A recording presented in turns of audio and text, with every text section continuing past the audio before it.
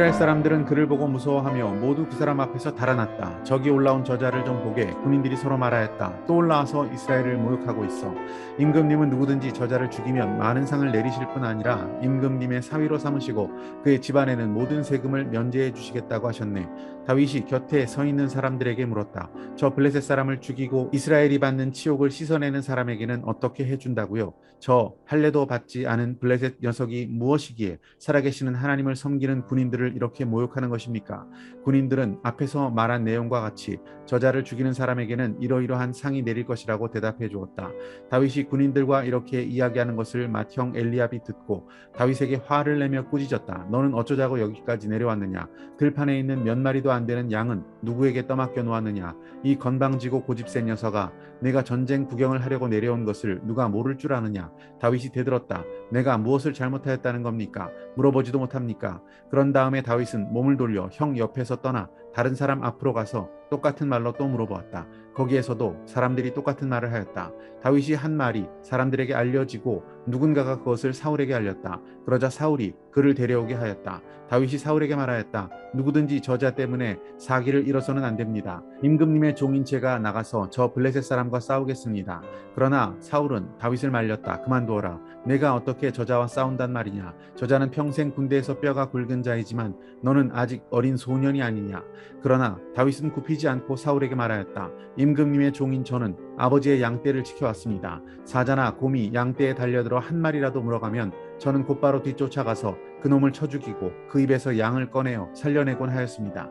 그 짐승이 저에게 덤벼들면 그 턱수염을 붙잡고 때려 죽였습니다. 제가 이렇게 사자도 죽이고 곰도 죽였으니 저 할례 받지 않은 블레셋 사람도 그 꼴로 만들어 놓겠습니다. 살아계신 하나님의 군대를 모욕한 자를 어찌 그대로 두겠습니까? 다윗은 말을 계속하였다. 사자의 발톱이나 곰의 발톱에서 저를 살려주신 주님께서 저 블레셋 사람의 손에서도 틀림없이 저를 살려주실 것입니다. 그제서야 사울이 다윗에게 허락하였다. 그렇다면 나가도 좋다. 주님께서 너와 함께 계시길 바란다. 사울은 자기의 군장비로 다윗을 무장시켜 주었다. 머리에는 노투구를 씌워주고 몸에는 갑옷을 입혀주었다. 다윗은 허리에 사울의 칼까지 차고 시험삼아 몇 걸음 걸어본 다음에 사울에게 이런 무장에는 제가 익숙하지 못합니다. 이렇게 무장을 한 채로는 걸어갈 수도 없습니다. 하고는 그것을 다 벗었다. 그렇게 무장을 해본 일이 없었기 때문이다. 그런 다음에 다윗은 목동의 지팡이를 들고 시냇가에서 돌 5개를 골라서 자기가 메고 다니던 목동의 도구인 주머니에 집어넣은 다음 자기가 쓰던 무린매를 손에 들고 그 블레셋 사람에게 가까이 나아갔다. 할렐루야, 아름다운 새날입니다. 다윗은 블레셋과의 전쟁 가운데 거룩한 분노로 일어났습니다. 그때 다윗의 형들은 네가 장수 골리앗에게 대항하겠다는 것이냐라고 하면서 막내 동생인 다윗을 무시하고 화를 내고 있습니다. 하지만 하나님을 모욕하고 있는 자들을 그대로 보고만 있을 수 없었던 다윗은 이제 결국 사울 왕 앞에까지 나아가게 됩니다. 그러한 다윗을 출정시키고 있는 사울의 모습은 매우 흥미롭습니다. 믿음이 없는 왕 사울은 자신이 쓰고 있었던 노트구를 다윗의 머리에 씌워주고 있습니다. 믿음 없는 왕 사울은 자신이 입고 있었던 갑옷도 다윗에게 입혀줍니다. 자신이 차고 있었던 칼도 다윗에게 내어줍니다. 믿음 없는 자 사울 왕이 자기 생각 가득한 행동을 지금 하고 있습니다. 이것은 믿음이 없이도 할 수 있는 구태의연하고도 또 가장 인간적이고 상식적인 생각에서 할 수 있는 일들. 믿음 없는 자가 자기중심적 사고에 갇힌 행동을 보이면서 사울은 그만 우리 모두에게 믿음 없는 부끄러운 민낯을 드러내게 되고 말았습니다. 다윗은 사울의 갑옷을 입고 투구와 칼을 차고 몇 걸음 걸어보았습니다. 이것은 내게 불편하다라고 생각을 하고 갑옷과 투구와 칼마저도 정중히 거절합니다.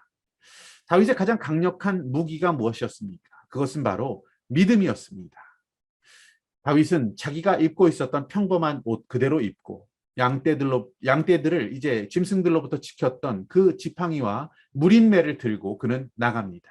그가 의지했던 것은 무엇입니까? 바로 하나님의 능력이었습니다. 믿음 없는 사울의 화려한 투구나 튼튼한 갑옷이나 칼로는 아무것도 할 수 없었습니다.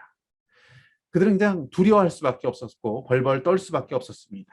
여러분, 우리를 두렵게 하고 주저앉히는 골리앗과 같은 문제 있습니다. 세상에 도전이 있습니다. 그것을 향하여서 우리가 낙심하거나 움츠러들고 있지 않기를 원합니다. 골리앗에 맞서 하나님을 의지하고 믿음으로 달려가고 있는 다윗이 되기를 소망합니다. 우리의 가장 큰 무기는 바로 전능하신 하나님을 믿는 믿음입니다. 오늘 붙드신 하나님 말씀과 믿음의 결단은 무엇입니까?